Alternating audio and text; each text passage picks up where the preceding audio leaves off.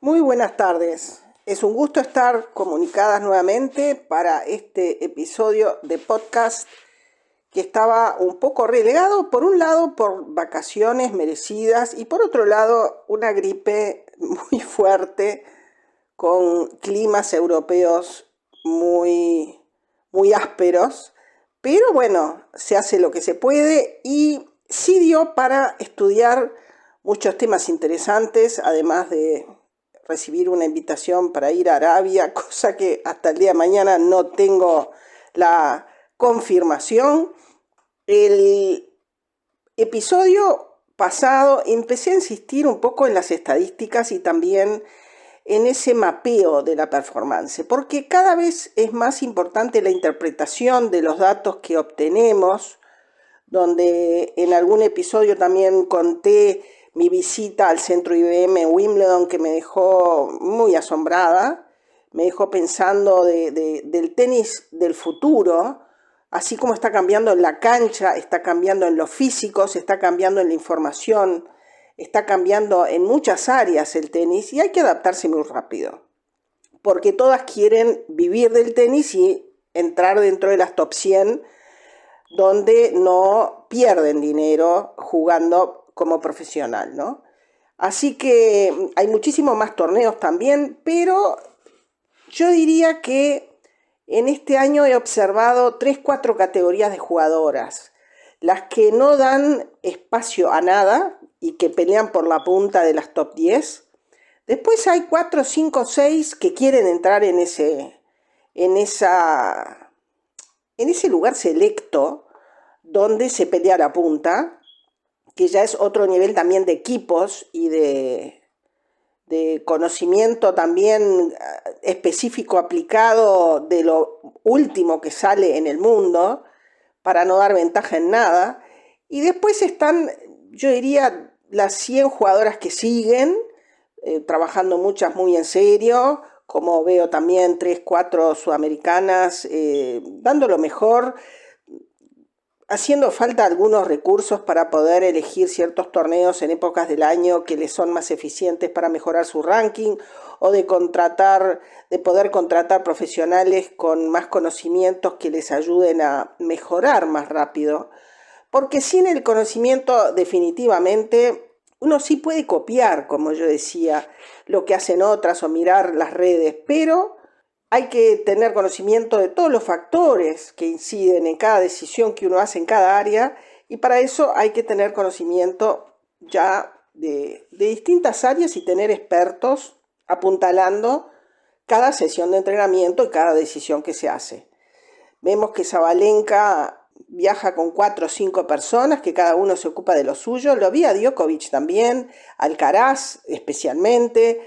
O sea, hay todo un team alrededor. También la parte de marketing es muy importante, que en Sudamérica no tiene el peso que tiene en España o en Inglaterra o en Estados Unidos, donde ganar un Grand Slam significa muchos millones de dólares.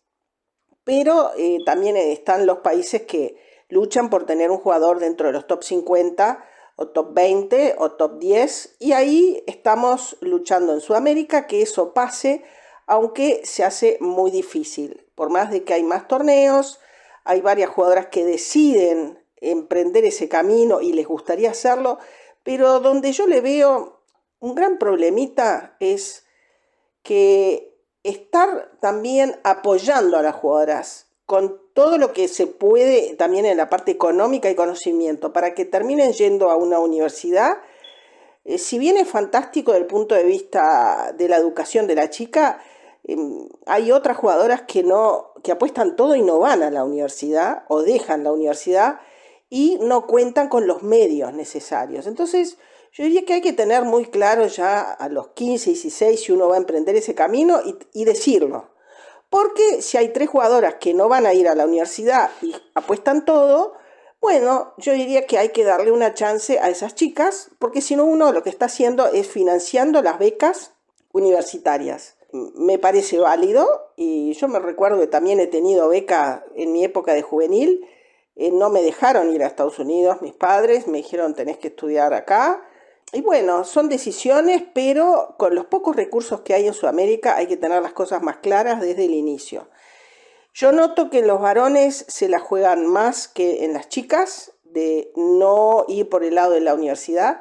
Y si bien tener un título y después reenganchar, no hay que olvidarse que hay 200 jugadoras con muchísimos recursos, no solo financieros, sino recursos de experiencia y recursos profesionales espectaculares que no van a permitir así nomás que una jugadora que salga de la universidad en un periodo considerable, 2 años, 2 años y medio, 3 años, se meta dentro de las 100.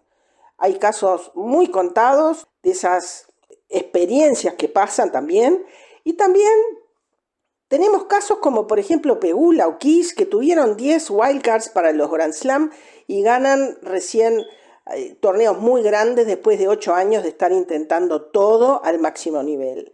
Pero por algún motivo empezaron a meterse en la punta del ranking mundial, porque han hecho cosas mejor que los años anteriores. Algunas con profesionales que sabían más que los anteriores y otras porque se decidieron a trabajar áreas que no habían trabajado de una forma muy específica. Así que esto un poco de introducción y empezaré a hacer un pequeño análisis no basado tanto en el ranking, que también lo voy a dar, sino en el ranking estadístico, que algo tiene que ver con el ranking de la WTA.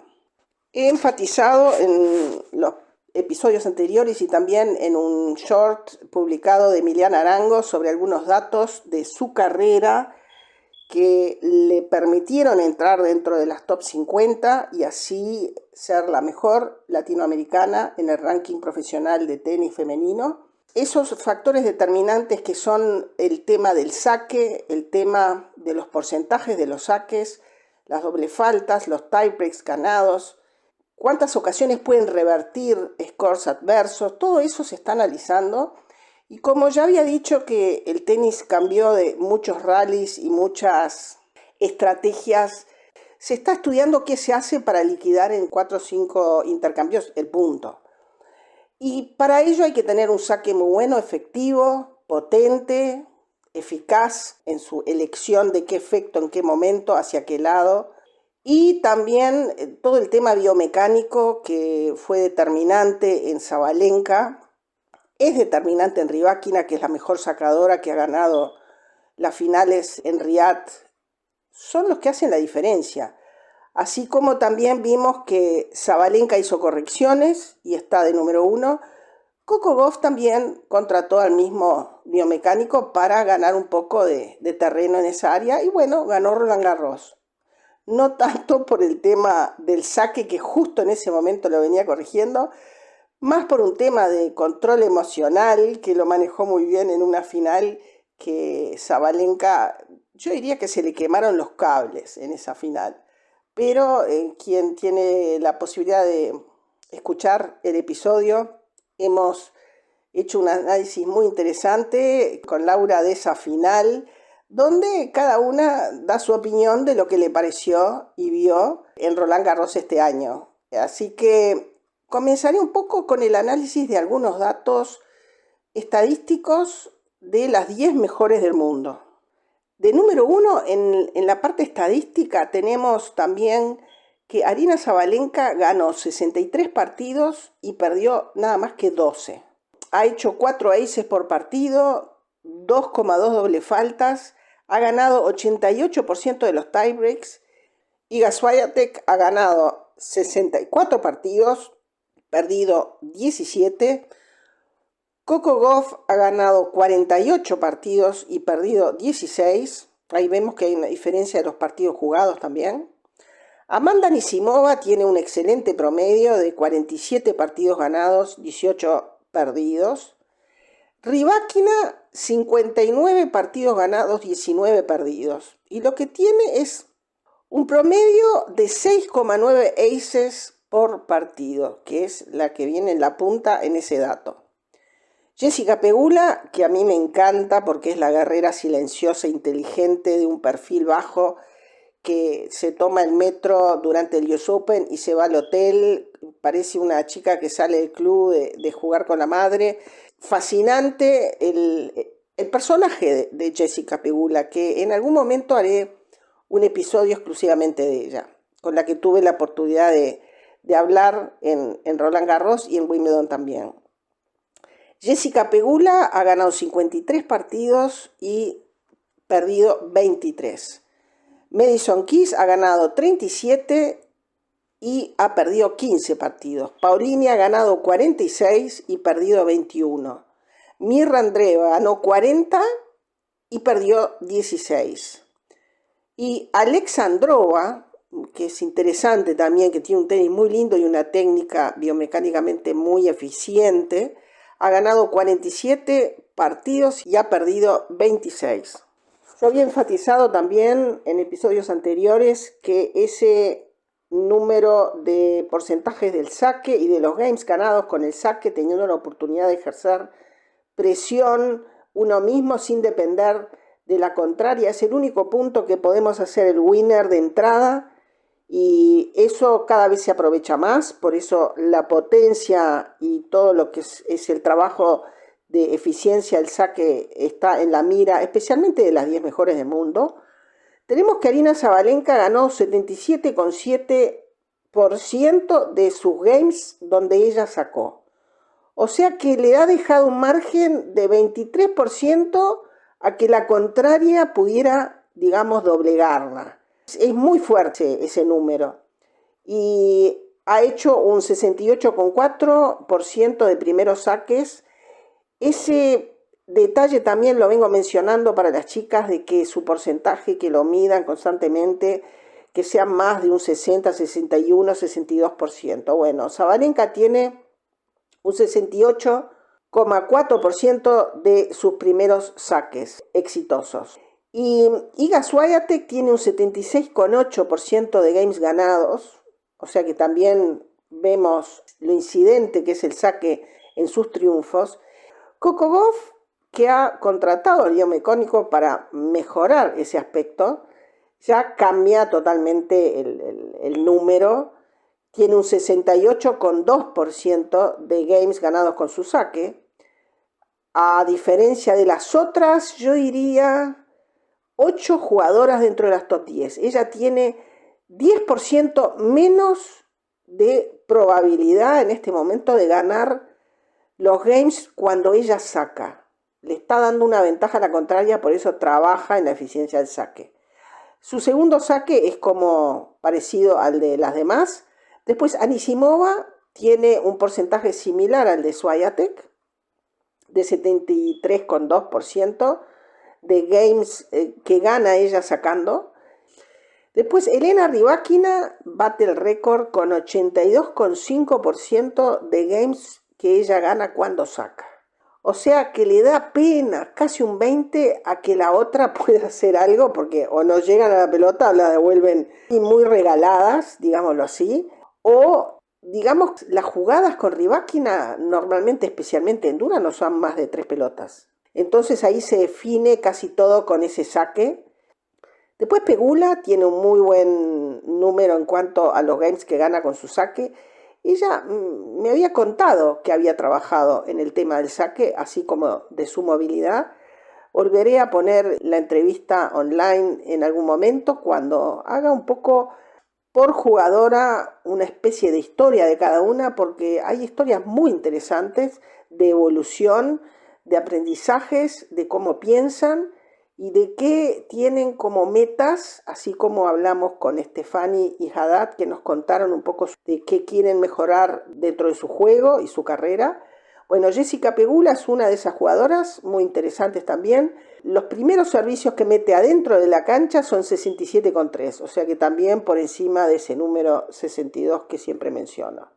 Madison Keys, parecido a Pegula, también su saque me impresionó, estuvo cambiando unas cosas, aunque había una discusión si era para bien o para mal algunos cambios que hizo, pero no entraré en esos detalles.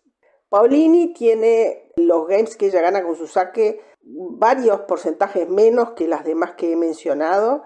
He observado también que ella ha mejorado la técnica. El tema es que hay que trabajar también en la consistencia. Una cosa es la potencia, otra cosa en qué momento que saque y otra cosa es ponerlas en la cancha y arranque el juego con el saque. Después tenemos a Andreeva, 74,3% de games que gana mientras ella saca. Y tenemos que 68,4% que hace los puntos con su primer saque también. Y tenemos Alexandrova, 74,2%, que es un número similar al de Keys en todos aspectos y de Pegula. Hay 5 o 6 que tienen porcentajes medios parecidos. Después Alexandrova había dicho 74,2% de games que gana cuando ella saca, es un número muy alto, tiene una técnica muy buena, y un 69,3% de puntos que gana con su primer saque. O sea, eso enfatizando en el golpe principal que nos lleva hoy en día a asegurar de que podamos ganar la mayor cantidad de partidos posibles. Bueno, ya que he pasado los datos de las mejores 10 jugadoras del mundo, pasemos directamente a Arango, que es la mejor sudamericana. ¿Cómo vemos que cambia ese número? Ella gana un 56% de los games cuando ella saca, un poco más de la mitad, que es mucho menos que las primeras 10 del mundo. Después gana un 56,8% de los puntos con su primer saque, o sea que ese aspecto de su juego no lo tiene desarrollado al máximo, aunque tiene un físico muy bueno. Para ello hay que tener una muy buena técnica, como por ejemplo tiene un físico similar al de Pliskova, que es un poco flaca, alta, pero Pliskova tiene desarrollado el físico creo que desde el día en que nació. Porque las checas y las rumanas, y como dije también una vez, las húngaras, Eslovaquia, Eslovenia, yo trabajé mucho en esos lugares, tienen toda su complexión física como si hubieran hecho gimnasia desde el día después de que salieron de la cuna. Y en las familias hay toda una tradición de hacer deporte desde muy niños. Así que todo ese tema cuenta, y más cuenta para el aspecto que queremos desarrollar, que es la potencia, que para ello tenemos que tener una buena base, buenos músculos, un buen desarrollo y también un biotipo, que en algún momento también hablaremos de ese biotipo. Le vi muy mejorado a Chinali este año, la complexión física, y me alegró mucho porque no pensé posible que ella podía lograr lo que logró físicamente con un año de diferencia. Yo aprovecho para felicitarla, se lo dije también, me contó que cambió la alimentación, que está totalmente mucho más profesionalizada y es otra tenista este año cuando la vi. Así que todos esos aspectos hay que tenerlos en cuenta, hay que trabajarlos y mejorarlos y hay que medirlos, hay que llevar planillas porque los números no mienten y hay que hacer un monitoreo de cada aspecto que incide en el rendimiento porque los números mandan para poder subir en el ranking. He mencionado a Emiliana Arango con los valores que di de las top 10 y vemos que vi a Haddad que está a 57, Arango estaba a 49 en esta lista. Haddad tiene un 67,8% de games que ella gana cuando saca, es mejor que el de Arango, y un 65% de puntos ganados con su primer saque. Es a nivel saque la mejor en Sudamérica, con sus datos estadísticos del saque, del golpe principal, pero hay otros aspectos, tanto el mental como la parte física, que tiene que competir con chicas que están, según lo que vi este año, en bastante mejores condiciones que ella. Por ello, ella descendió en el ranking y bajó al número 57. La próxima es Solana Sierra, que yo sinceramente no la tenía demasiado en el radar, por más de que había escuchado muy buenos comentarios de su rendimiento. Ella tiene un 67,4% de games ganados con su primer saque y 64,6 es el porcentaje de los puntos que hace con su primer saque. Dentro de Sudamérica, el mejor porcentaje que vengo observando. Me gustó mucho cuando la vi, especialmente en Roland Garros este año. Bueno, y en Wimbledon se dio la suerte de su vida, que quedó afuera de la quali y luego entró al cuadro y no paraba de ganar. Así que esto, dentro de las top 100, son los números que mencioné, que hay que tenerlos un poco en cuenta, porque ya es un diagnóstico primario de que por qué no están más arriba en los rankings, porque en las estadísticas, en estos números gravitantes, se complica si no son mejores para meterse dentro de las top 50.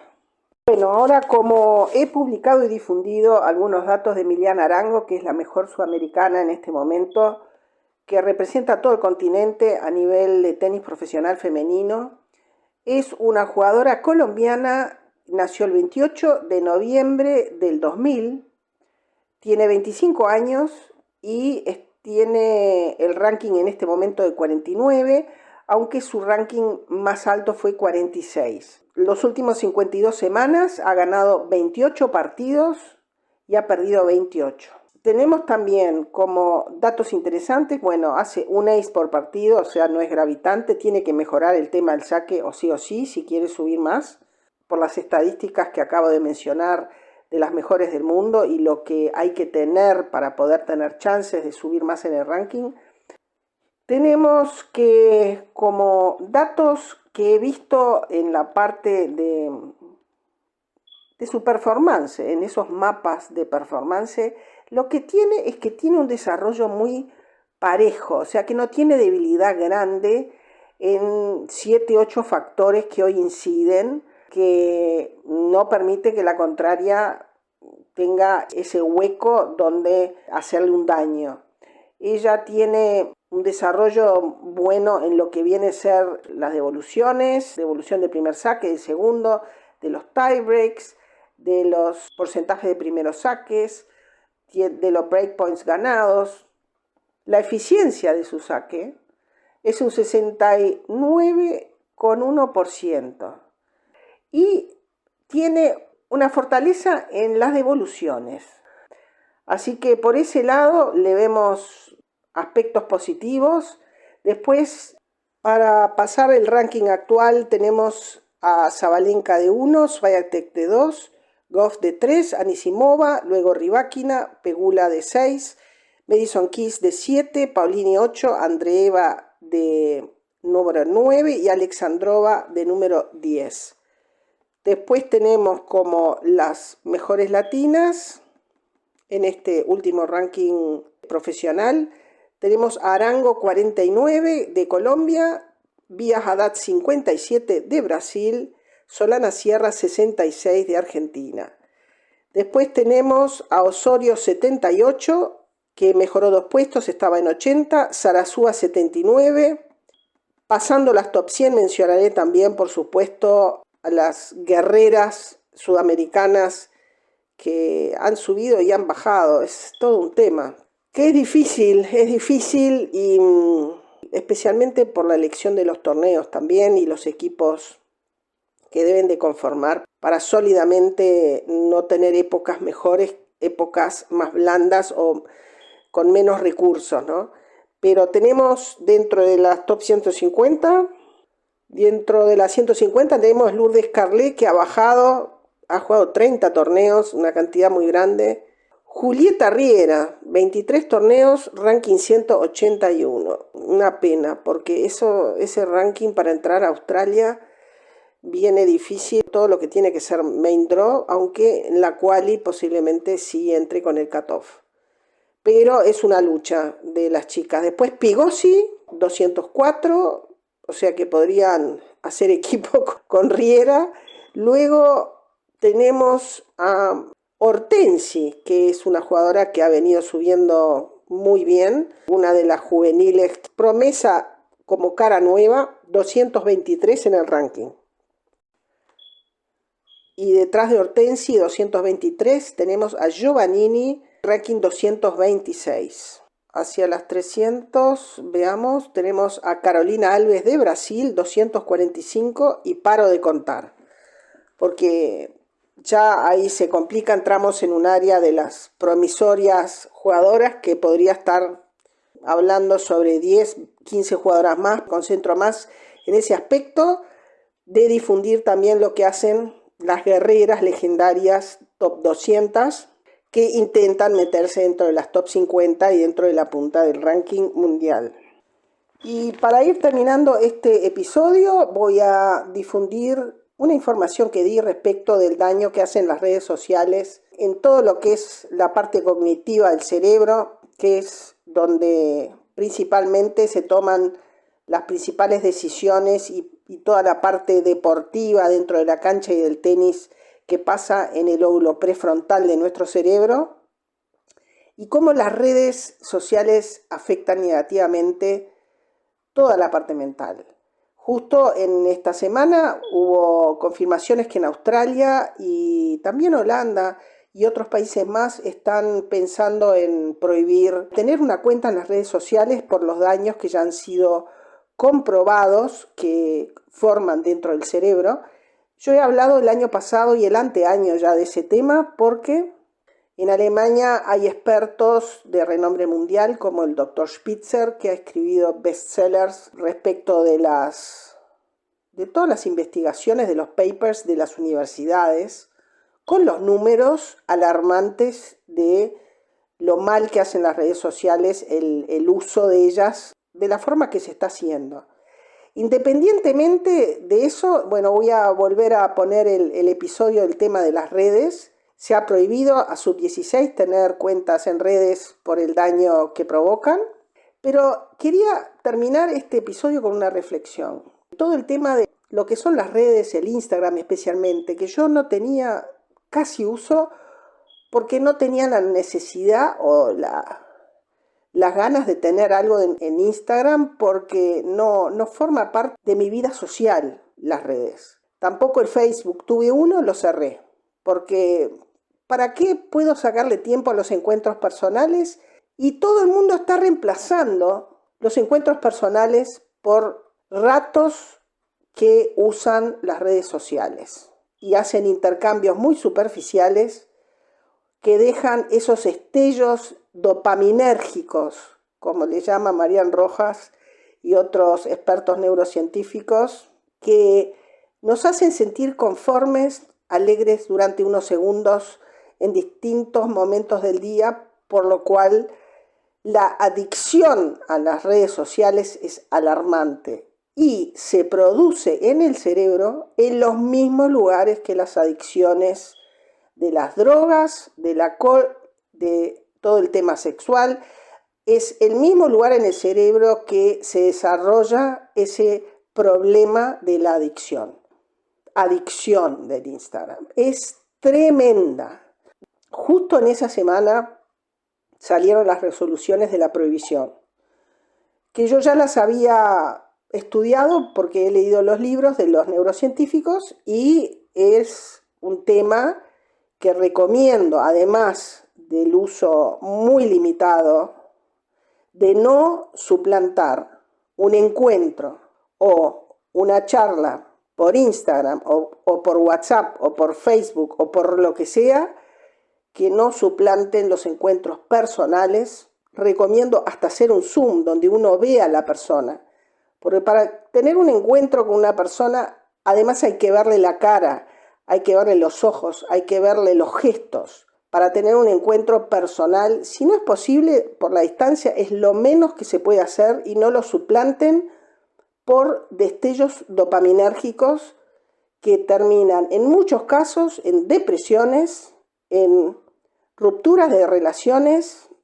Varios hablaron de ello de los tenistas como Tsitsipas, Raducanu, Osaka, Varios tuvieron secuelas del sobreuso de las redes. También habló de ello Swiatek, que es un problema grande que recomiendo que lo tengan en cuenta y lean lo que dicen los expertos, así como la prensa científica, porque es muy difícil después salir de esas adicciones independientemente de los daños a la visión, que el año pasado o el otro ya hice en un episodio la explicación muy negativa hacia la vista que dejan el uso de las redes constantes durante horas en el día. Tiene gravísimas consecuencias en la vista, y ni hablar en el tema reacción, que cada vez es más importante también en los tenistas por la velocidad que toman.